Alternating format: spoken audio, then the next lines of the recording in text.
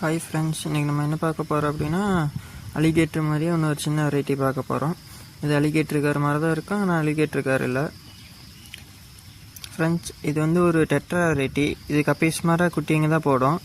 வாங்க பார்க்கலாம். பாருங்கள் ஃப்ரெண்ட்ஸ் எப்படி இருக்குன்ட்டு. அலிகேட்டர் கார் மாதிரியே தான் இருக்கும், ஆனால் அலிகேட்டர் கார் இல்லை. இது ஒரு டெட்ரா வெரைட்டி. இது குட்டி போடுற வெரைட்டி. கப்பீஸ் மாதிரியே இது குட்டி தான் போடும் ஃப்ரெண்ட்ஸ். இந்த வெரைட்டி யார் யார்கிட்ட இருக்கோ அவங்களாம் ஒரு சப்ஸ்கிரைப் பண்ணி பாருங்கள். இந்த வெரைட்டி பிடிச்சிருந்தால் லைக் பண்ணுங்கள்.